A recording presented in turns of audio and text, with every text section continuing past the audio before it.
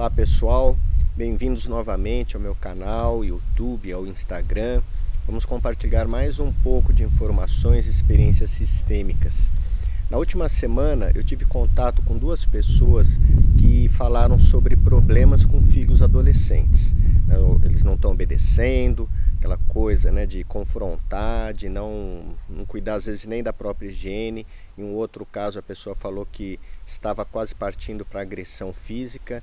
E eu queria então compartilhar com vocês um pouco sobre essa experiência de lidar com os filhos e colocar o ponto de vista sistêmico também. Eu também sou pai, né? Eu tive meus filhos que já passaram pela adolescência, felizmente. Então o primeiro ponto, né, que eu acho legal a gente falar é que essa parte, né, da adolescência é realmente um lugar de confronto. A criança, ela acredita muito naquilo que ela ouve dos pais, né, na educação, nas informações, e ela acaba seguindo os moldes porque faz parte do desenvolvimento emocional, psicológico, físico, né, de aprender com os adultos. Mas a adolescência é uma fase de transição, é uma fase onde a criança começa a se tornar adulta, né? Então ela começa a entrar em contato com seus próprios hormônios, né? Vai se preparando para a sexualidade, já está participando de grupos, o que é muito importante, né, para o desenvolvimento do adolescente.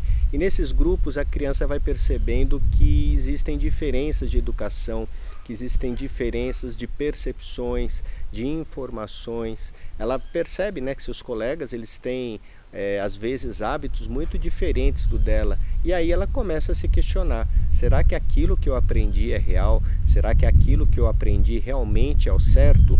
E ela passa principalmente por necessidade de pertencer a um grupo maior, né, da escola, dos amigos. Ela passa a acreditar em outros conceitos, em outros hábitos diferentes da família. Então é bem normal que ela negue aquilo que ela aprendeu em casa, e essa fase, apesar de ser natural, é uma fase muito problemática para nós que somos pais e também para os adolescentes, porque aí começam a ter os atritos. Onde que a gente pode olhar de uma forma sistêmica para esses atritos? Então a gente vai sair um pouquinho dessa questão comportamental.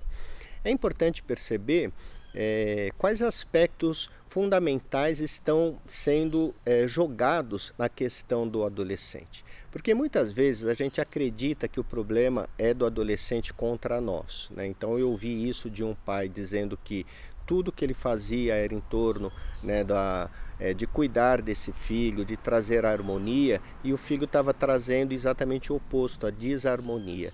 E quando a gente diz na constelação que tudo faz parte, é importante então a gente ver o que a desarmonia está trazendo dentro de mim, né, se eu sou o pai, né? Quais são as desarmonias que eu também não dei conta, o que eu fiz quando criança ou quando adolescente, jovem, em relação aos meus pais. Será que eu segui o que eles queriam, mas no fundo eu guardei muita raiva? Ou será que eu também fui uma pessoa confrontativa, que neguei um dos lados, ou o pai ou a mãe? Às vezes eu fiquei fiel à dor da mãe contra aquele pai que era mais abusador, mais autoritário. Ou às vezes eu fiquei ao lado do pai que era mais dócil, mais calmo, entre aspas, e a mãe aquela desequilibrada. Então esses padrões que a gente traz da relação conflituosa dos nossos pais pode estar sendo disparado na nossa relação com o filho. E aí, se a gente olha a não aceitação do conflito dentro de nós podemos começar a entender que essa não aceitação já vem do passado, já vem de conflitos anteriores, já vem de negações que nós carregamos em relação aos nossos pais, né? E aí nós podemos processar de uma forma natural, né? As pessoas me perguntam, mas como é que faz isso, né? O que é esse incluir a dor? O que é esse incluir o conflito?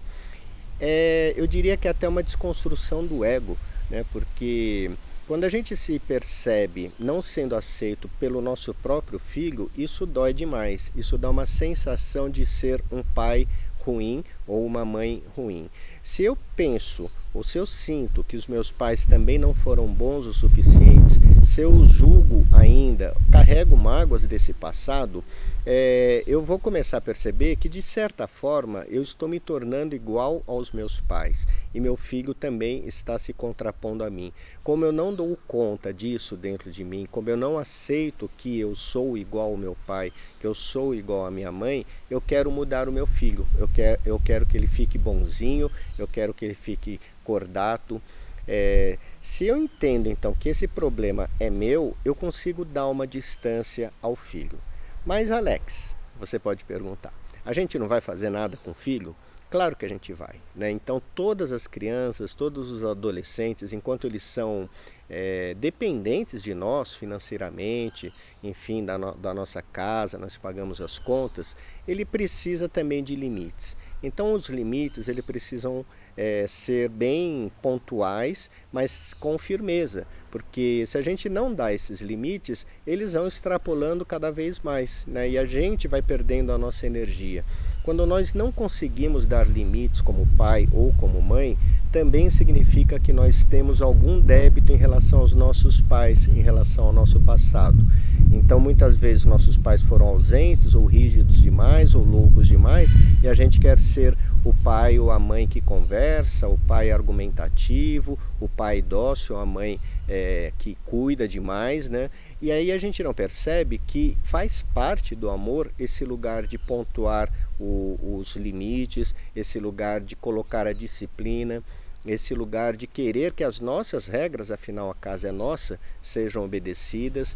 E aí quando a gente está mais em paz com o nosso passado, por pior que ele tenha sido, nós fazemos isso de uma certa forma com tranquilidade. Então a gente não vai muitas vezes perder a cabeça, a gente não vai gritar, a gente não vai querer espancar nossos filhos, a gente vai colocar os limites com muita autoridade, com assertividade e colocando também